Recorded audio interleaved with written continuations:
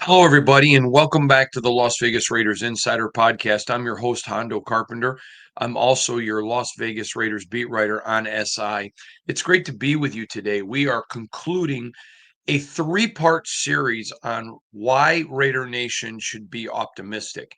Have, for the first time, heard from many of you. The response to this has been a little bit overwhelming, to be very frank, and in a positive way, and I appreciate it. It's great to hear from all of you and to get your different perspectives. And you may remember, and if you haven't watched them, I encourage you to go back and watch them.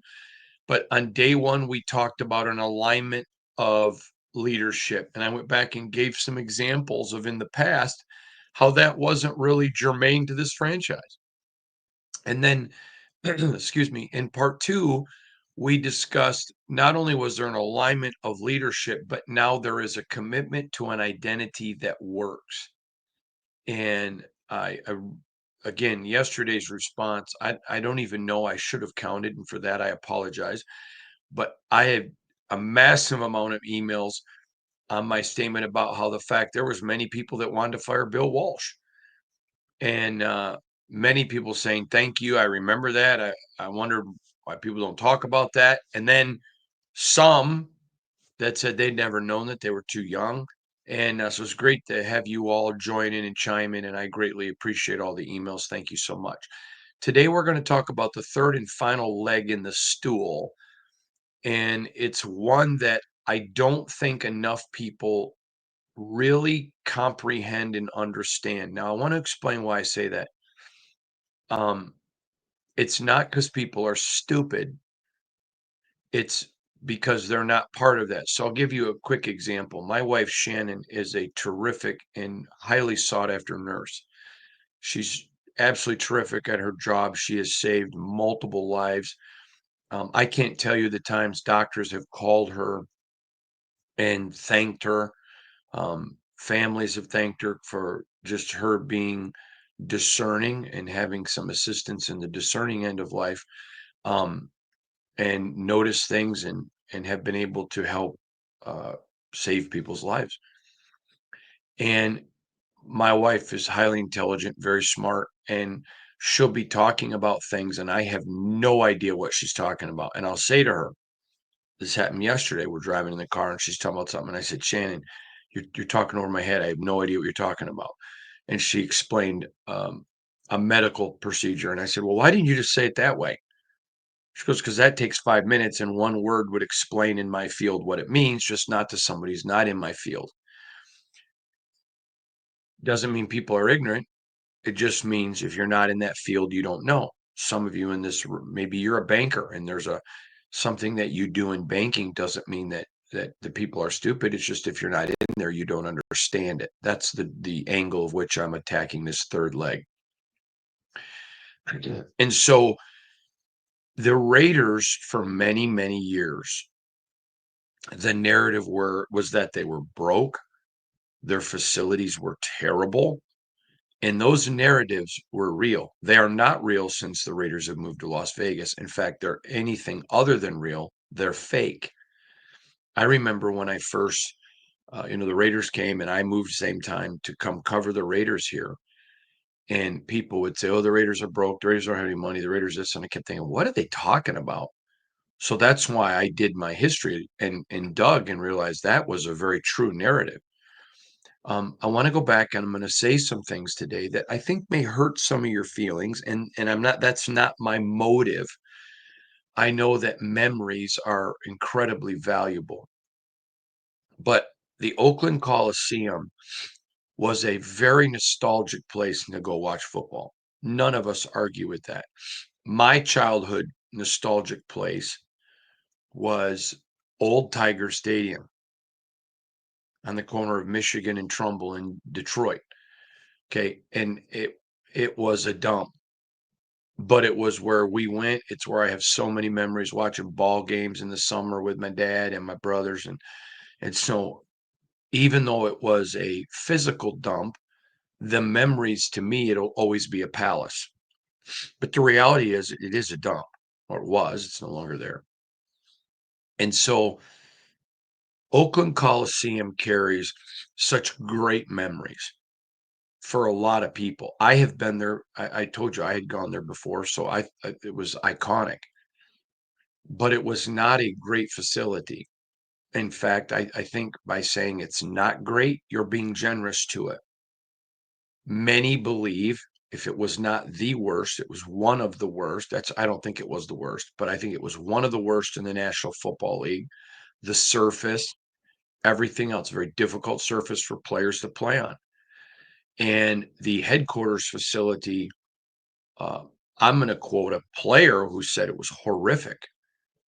Now, people were willing to endure that. There's the old saying, embrace the suck. It's just part of the Raiders. It's a Raider thing. But the franchise did not have a lot of money. They were constantly in flux, um, and trying to accumulate enough revenue and cash to operate. So what happens is that is damning to a franchise. That is very, very difficult.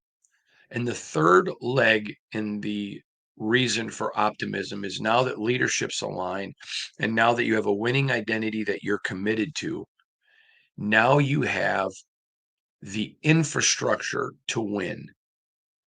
And I need to explain this and I need to get into detail because I don't think Raider Nation, I think some do, but it's not fully understood what the Raiders actually have. Mark Davis, even before he's won a Super Bowl, has left an indelible mark on this franchise that 50 years from now, 50 years from now, they're still going to be talking about 100 years from now what Mark Davis did. To give this in perspective, I want to explain it psychologically and go back. I have a friend who grew up extremely poor. I mean, very, very poor. He had no idea where the next meal was coming. Um, I don't know all the details, even though we're friends, because it's very traumatic. He does not discuss it. His father was not part of his life. I don't know if his father died. I don't know if his father was non-existent. Like I said, a couple of times he's opened up to talk to me about it, and he's a grown man, very successful athlete. Um, and it just breaks him. He can't talk about it. But his family was so poor that I remember him talking about somebody had bought a pizza for them and had it delivered, and some pizza got on the roof of the pizza box. We've all experienced that once or twice in our life. And his mom would peel the cheese off the top of the box the next day when it hardened so they would have something to eat. And he said that we didn't have any food that day. And that's what we ate. And because of that, that poverty scarred him. And even though today he's very wealthy, I told you he had been an athlete. Um, he was invested everything, just lived very meager, always lived in fear about what happens if I don't have any money. Didn't want his children. And I remember one time being a friend to him. His wife asked me, would you talk to him a little bit, please? I understand. And I just went to him and said, "Hey, buddy, and again, we're close. We went to church together and very good friends." And I just said, "Do you think maybe you've let?" And he's like, "You know what? I really have." And it was really interesting watching his mindset change. My grandmother lived through the Depression, and even though my grandmother died with um, significant resources, she lived in a brick. It wasn't brick like the little one, the cinder block, excuse me, a cinder block house that had been a garage at one point. And she lived poor her whole life, even though she had significant resources. because she had lived through the Depression. It scarred her. Now, the Raiders franchise for so many years didn't have money, didn't have resources. I know people who played for the Raiders that left because of the facilities. I knew free agents that really wanted to be Raiders, but the facilities were just so bad. They couldn't see themselves every day going to work in that type of environment. It was not that the Davises were bad people. It was just the franchise did not have the facilities to come to be what it needed to be. When you look at the salary cap, there are lots of different ways to maneuver. I was going to say maneuver around, but that's not the proper verbiage. There are many ways to circumnavigate. That's not even really the right word. There are many ways to operate within the rules of the salary cap that give you flexibility. And that's probably a better way of saying it. And so, you can give signing bonuses where somebody gets a big check up front. But if you don't have the resources to stroke that big check, puts you behind the eight ball. It hurts you. And if you don't have the ability to do certain things, so somebody, two teams offer a contract that in totality is the same amount, but one team can write a massive, check as a signing bonus, and then it allows them to adjust their salary cap so the contract doesn't hurt as bad. All the different ways but if you don't have the liquid cash to write that check, you're not playing on the same field. That's why there were times that, you know, how come you offer X to a player and the same team offers X, but they pick other teams every time or nearly every time? Well, it's because of the structure. Guy gets his money up front and he's able to go invest it the way he wants to invest it rather than waiting. And then all of those things go into it.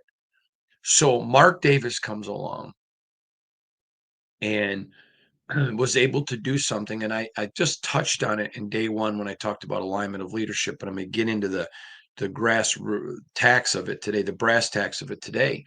Mark Davis comes along and secures a massive deal in Las Vegas. Now, unlike his father, he's able to move the NFL team without one negative iota.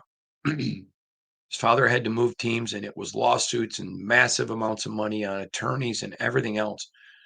And this is not a slam on Al Davis, but there are some, and I can't speak to Al's mindset, but there were some within and without and inside and outside the organization that felt like Al went looking for a fight.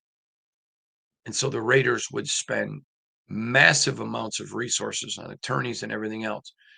Mark comes in and is able to move the franchise with nothing other than a God bless you and we'll see you in Vegas. And hey, we're going to bring you some Super Bowls and drafts to reward you. And the Raiders now are not only financially in a very good place, they're one of the haves in the NFL, not one of the have nots. Mark Davis, in the words, y'all remember that sitcom, The Jeffersons? I mean, Mark Davis grabbed his luggage to leave Oakland, and they were probably playing the song, "Well, we're moving on up," or even the Beverly Hillbillies. Hey, we loaded up the truck and moved to Vegas, and they certainly stepped up where they lived. Now, the Raiders have the finest headquarters and indoor facilities in the National Football League. I don't believe that this is a problem, but because I'm not 100% sure, I'm not going to get into all of the specifics. But there are resources and things within that team headquarters that are phenomenal. Bill Belichick, when they came to do some joint practices, called it the Taj Mahal. It is stunning. Mark Davis absolutely spared not one penny Now, I said this before, and I got some negativity on it, and I'll read that later next week. It wasn't personal, but Mark Davis loves this fan base. He loves it. He doesn't like you. He genuinely loves you. You're part of Mark's family. Um, again, I will never betray any conversation I have with Mark. And if there is no camera or a recorder, to me, it's an off the record conversation. So although I don't think he would care, I'm not going to dishonor him or anyone else. So let me just say this without quoting or anything else. I can tell you from conversations I've had with him that there were no camera or a recorder. It was just him and I chatting. He absolutely talks about Raider fan every single conversation. And it's not, oh, the fan. It is, he's thinking about you guys. It is on top of mind. And I can tell you, I've done this for so long. I know when people talk about it at the podium and off the record, it's not the same. I covered a man one time who on the podium was very pro fan and off the podium wasn't. So although I never betrayed the off the record stuff, I made it a point not to ever portray them as pro fan. And fans would say, we've never had a person that loved us like this who's one of us. And I'd say, that's an interesting opinion. What do you mean that's an opinion? Did you not hear what he said? I did. And I would never disagree with them. I just wouldn't affirm the thought process. I'm telling you, I can tell you with Mark and affirm it. It's reality. And so now I know of free agents that would not go to play for the Raiders when they were in Oakland. The facilities were not good. And when I say facilities, let me go through this, okay? Top-notch practices. I mean, indoor fields, outdoor fields, manicured, perfect condition, safe. I mean, manicure, outdoor pool areas for rehab. And I mean, it goes on. The weight room is not good. It is spectacular. The food facilities are second to none. I'm going to tell you, I've eaten at the Raiders multiple times, and I can tell you, I have eaten it. You can tell, I've eaten at all of the best buffets in Vegas and all of the best restaurants. I've eaten. I can't think of one I haven't. I'm sure there might be. So I apologize if I'm missing one, but I can't think of one I haven't. If I had a choice, I would eat at the Raiders every single time, and I'd pay for it because it's the finest food. I mean, they don't spare money on groceries. Nothing's coming out of a box. It's homemade. It is the finest food. And Mark wants those players eating there to know they're getting great food, that their bodies, and they've got access to their strength and conditioning as long as it's within the rules. At any moment, they can go there, work out. Their locker room is spectacular. There's nothing about the facility, the security. I've said this about the Raiders from security that, when I get there and they let me in, to the janitors that clean the facilities, to the cooks, to the workers, to the support staff, to the secretaries, to every single thing about that Raiders facility is top notch. Then you go to Allegiant Stadium. Now, I always laugh when people say, well, Hondo's got to say that he covers the team. Then, better to be thought a fool than open your mouth and prove it. I don't have to say any of that. It is an absolutely amazing stadium. They literally spared no expense. I was talking to a national TV, I don't know if it was a director or a producer, but a for a very famous, well, one of the national television networks that cover the NFL. And I remember saying to him one time, I said, this facility is amazing. He goes, when they built this, they thought into the future. He goes, there's room for cable that we don't even know why it's there. There's room for uh, digital stuff that hasn't even been invented yet. He said, unbelievable, finest facility. It's significantly nicer than Jerry's World, which is a gold standard. The only difference is Jerry's World down in the bowels of the stadium, it's wider. So there you can probably, I'm going to guess, get 3 or 4 semis deep down in the bowels of the thing. It's not that deep, but that's the only reason. And because of how they built it, it didn't need to be. But I'm just trying to be fair. But when I talk to people on the national networks and everything else, I said to one of them, now I've been to Allegiant, I'm not Allegiant, I've been to SoFi several times now. But when I've asked them, how do you compare it to SoFi? They're all like, SoFi doesn't compare. And I agree, by the way.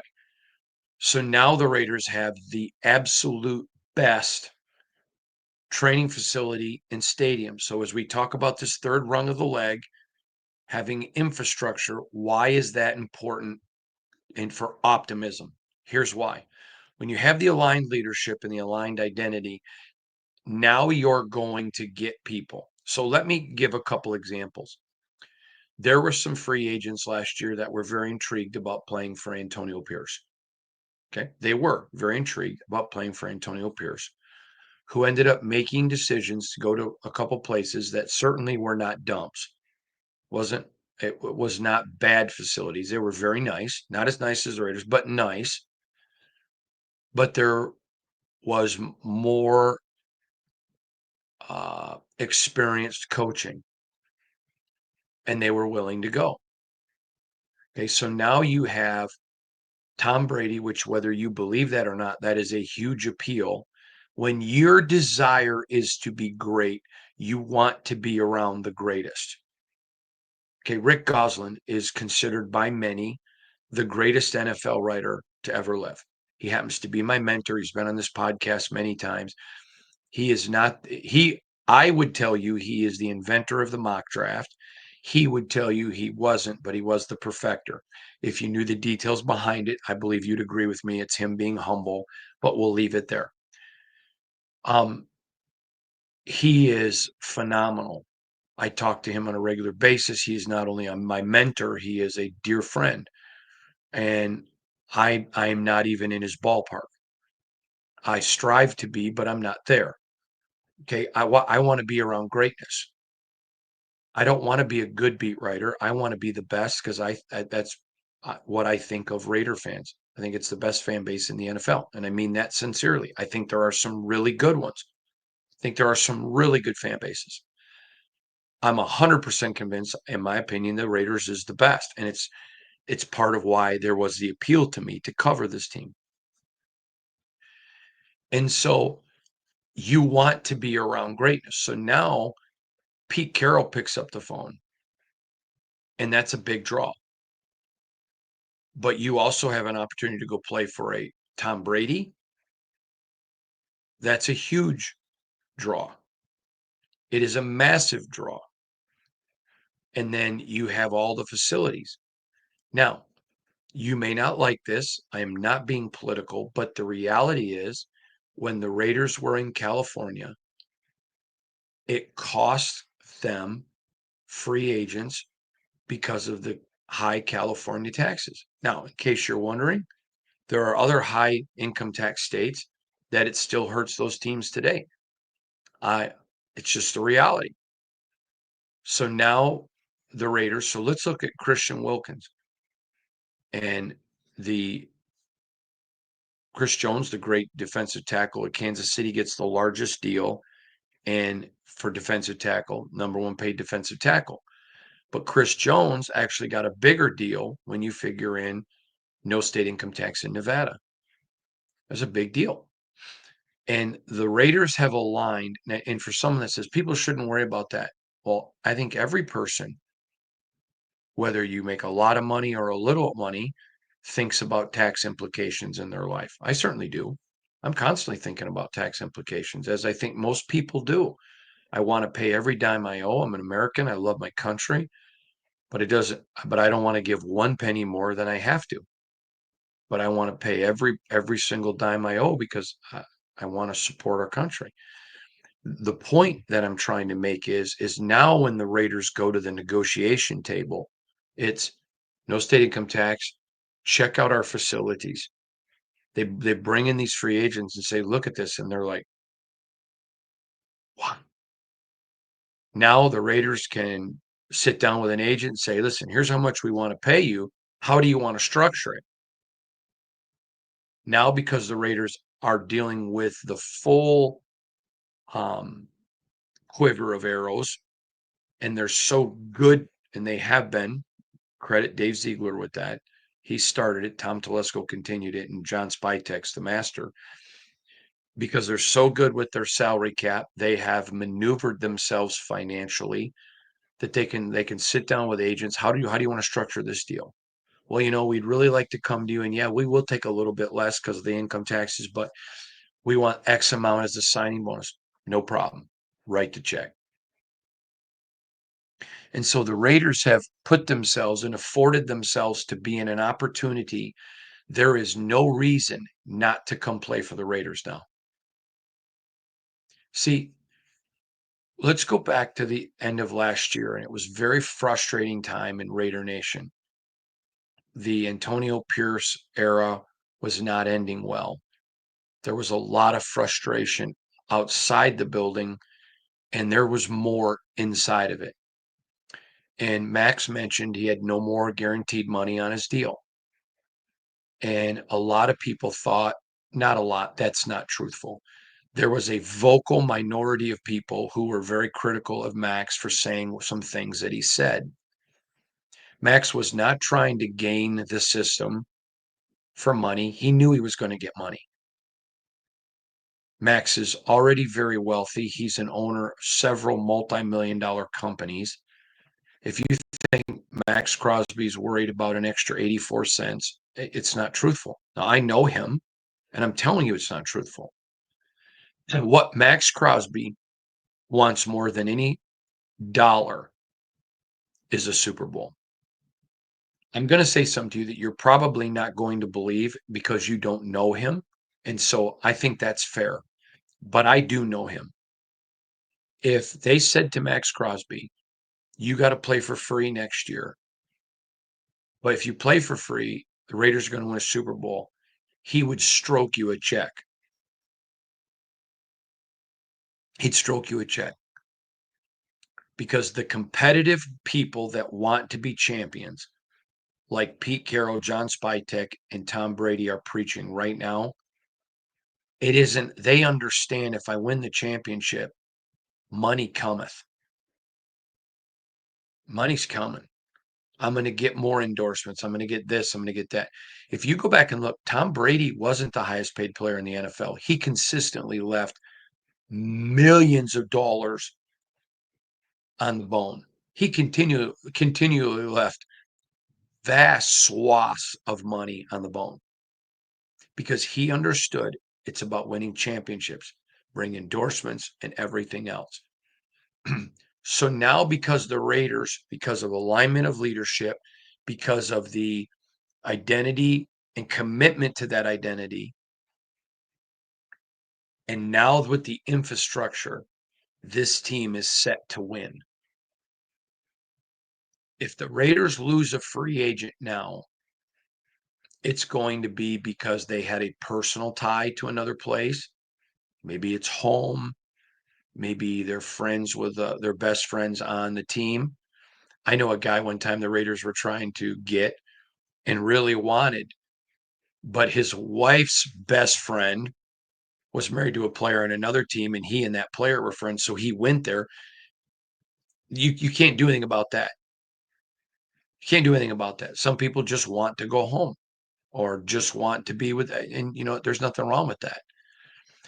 But now, if you are committed to being a champion and you want the best facilities and the best trained food, the best everything, the best commitment, you go to the Raiders.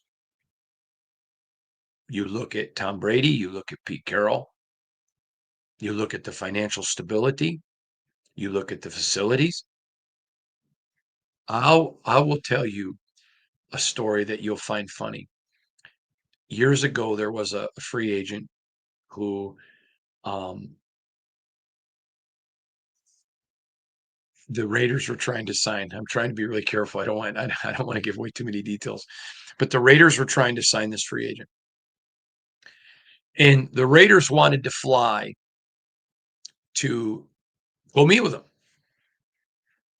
Now he's competing with another team, and he says to the other team, "Man, the Raiders are flying out here to meet me. How come you want me to come see you?" And the general manager of the other team said, "Do you know why the Raiders are coming to you?" And he says, "No." He says, "Because they don't want you to see their facilities. They don't want you to see it." So the guy says, "Really?" So the guy uh,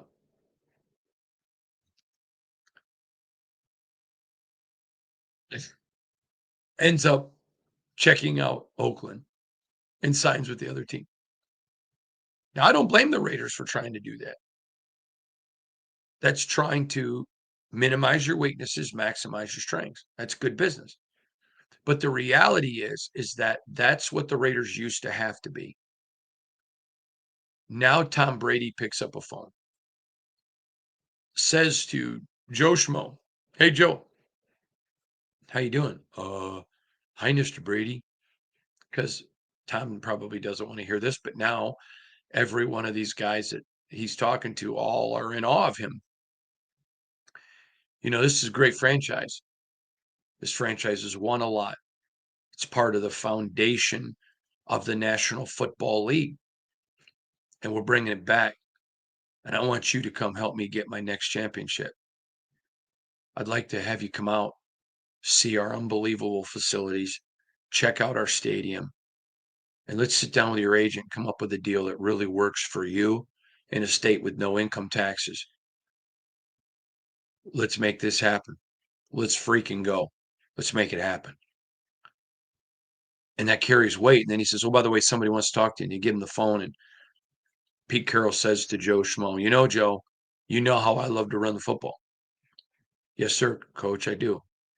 "Well, I like to stop it too. Why don't you come over here and help me stop these guys running a football? Let's get another trophy. I want to get my third championship at my third different team. I want you to help me give Tom Brady another ring. I want you to come be back part of a group that the biggest, best, most iconic franchise in the National Football League, these people are going to celebrate you 50 years from now when I'm dead and you come back to Allegiant Stadium to write the Al Davis torch. These fans are going to stand like the Roman Colosseum and applaud you when they put your face on the screen because they remembered you brought the first post Al Davis Super Bowl back to this franchise." You don't think that guy's got butterflies in his belly like a 13-year-old boy who just kissed his first girlfriend? Come on now, shoot this thing. Let's go. That's the mentality. And see, if you had the third but not the first, it wouldn't work. And if you had the third and the first, but you didn't have the second, it wouldn't work. The stool works because you got the three legs. The stool works because the way that it's been put together, it holds each other. Mark Davis will tell you he does not know football like his father. That's not a slam. Very few people do. I do this every day for a living. I believe that I have a good understanding of the game. I watch a ton of film. I talk to a bunch of people to educate me. I believe that I have no arrogance. I certainly don't think I know it all. And Al Davis forgot more about football than I'll ever know. I'm not even in his league. Don't even pretend to be. But Mark Davis was smart enough to look at it analyze the Raiders and say, if we're going to get back, the NFL has changed. And the only thing that hasn't changed was the Raiders. And he understood for this team, when you are in a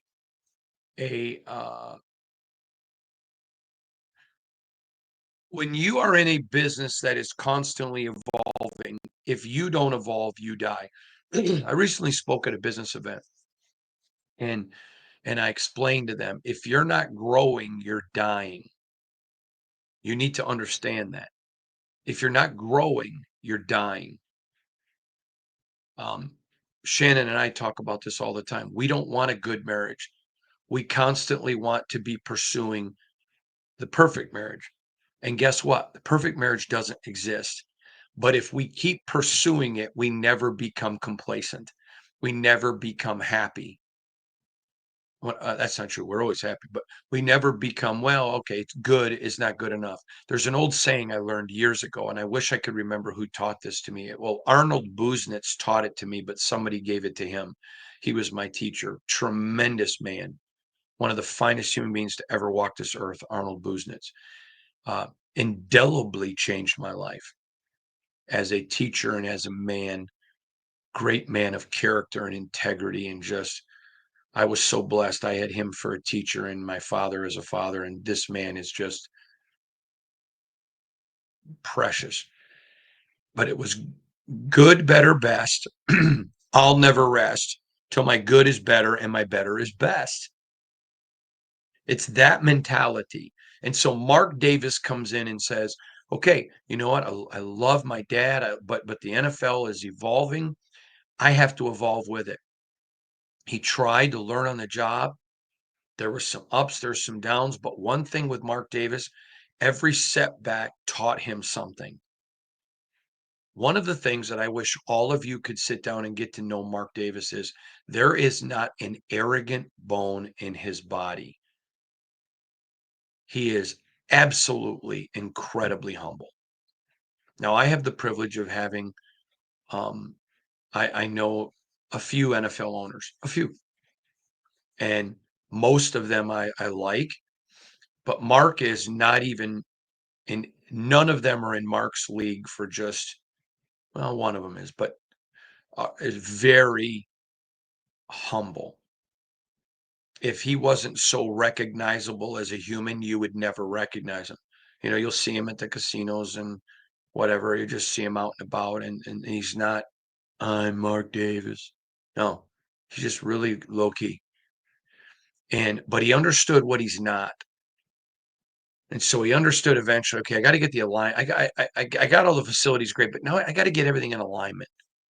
Hey, I'm going to let Tom Brady, Pete Carroll, John Spytek decide what kind of offense we're going to run, or what kind of a defense, or what's our identity going to be on the field.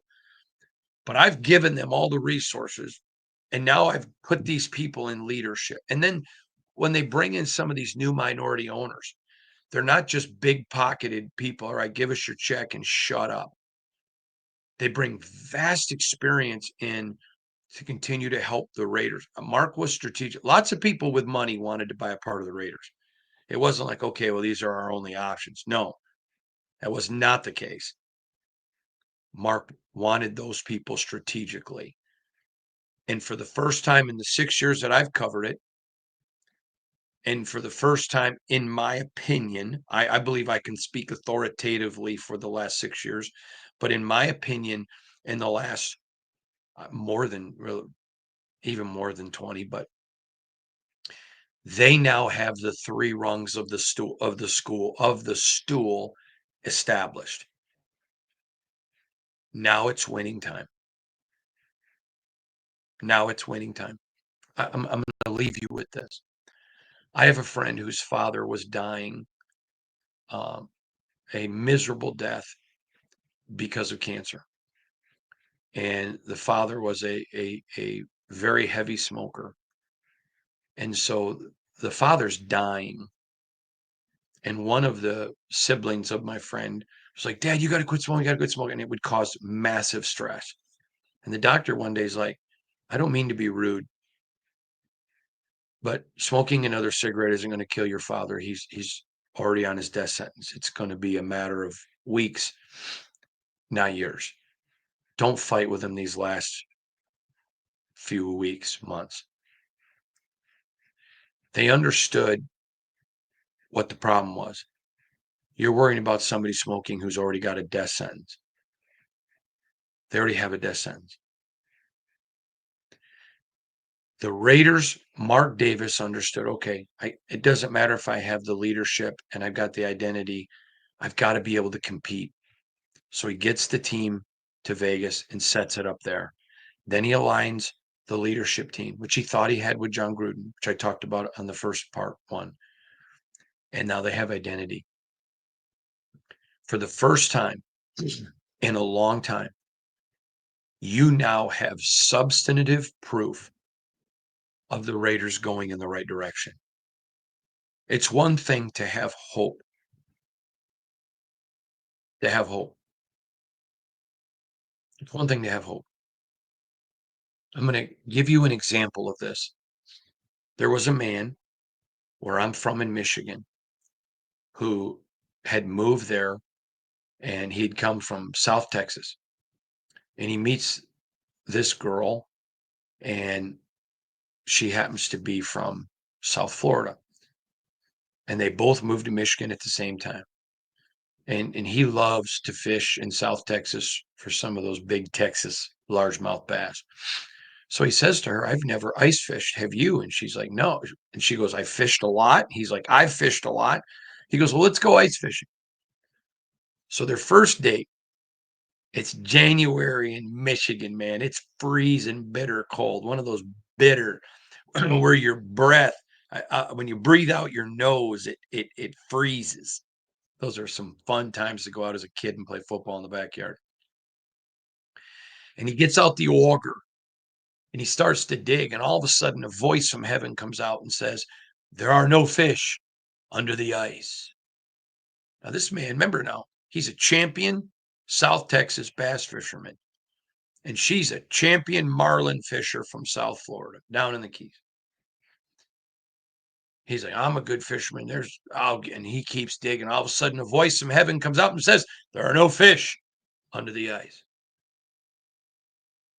He's like, we'll get some fish, baby. And he keeps going. And finally, hey, idiot, it's a hockey rink. There are no fish under the ice. Okay. He may have been a great fisherman in South Texas, and she may have been a great fisherman in South Florida. But up in Michigan, there's some great ice fishing, but not on a hockey rink. Here's my point. You've got to be able to have substantive hope. Now, when you go to some of these lakes and rivers in Michigan that you already know produce massive sturgeon or great pike or walleye, and you already know it, you go there with the assurance the fish are there because you know they're there. Same thing now with football. Mark Davis now has substantive hope. He has given Raider Nation the three legs of the stool. So now you are established. Now you understand we can compete now. If the Raiders don't turn this corner and begin to compete, it will be a colossal failure. But there's also one other thing. Rick Warren wrote a book one time, and he talked about if you take a healthy man and woman and they get married and they're 22 years old, if they don't produce children and they're both healthy, it's because they're doing something prophylactically to stop it. Because the natural process is that there would be children in that relationship with a healthy man and woman who are married. It's the same way now. When you get these three legs of the stool aligned, winning becomes a byproduct of a commitment to excellence. And you know you have the commitment to excellence when you have the three legs of the stool in place. Now the byproduct becomes winning. This is why Saban preaches the process. This is why Tom Brady is not arrogant. He just understands if you do everything that you can outside of the stripes of the field to get ready to win, then winning becomes a byproduct. I heard Tom Brady say this one time, and I'm paraphrasing, it's not a quote, but he basically said, you want everything around you aligned and committed to the highest championship level. So winning on the field is almost secondary. You just expect it. And in his talk, he talked about we expected to win. They knew they had the all of everything aligned. You want that. Some of you are old enough, Raider fans, to remember when the team used to have that. You expected to win. Now, it's going to take a while to get all of the pieces in place, but with the three legs of the stool in place, the Raiders now have everything they need. The corner is turned. They've not yet arrived to a sustained championship level franchise, but the foundation's laid. Now comes the hard part on the field, getting the right players, and that's going to take a little bit of time. But Raider Nation, I'm not a fan. I've never once claimed to be. My wife, sir, is. My son is. But I certainly care about the franchise I cover, and I want them to do well. I care about all of you that I've met. I want you to.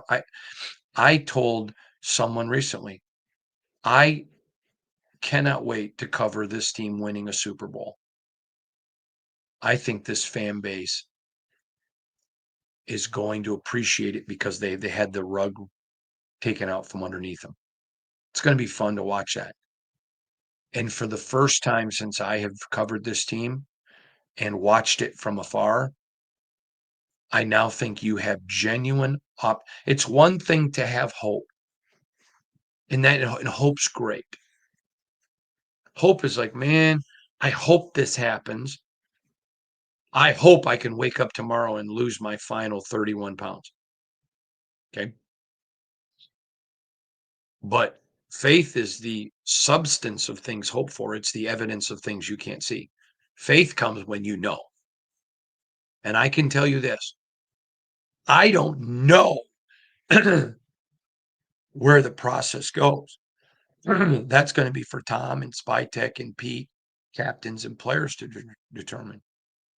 But what I do know factually, it's not hope, is that these three rungs of the stool are what's consistent with every winner. And for the first time, the Raiders have that now. That's not hope, that's faith. And that's a whole different ball game.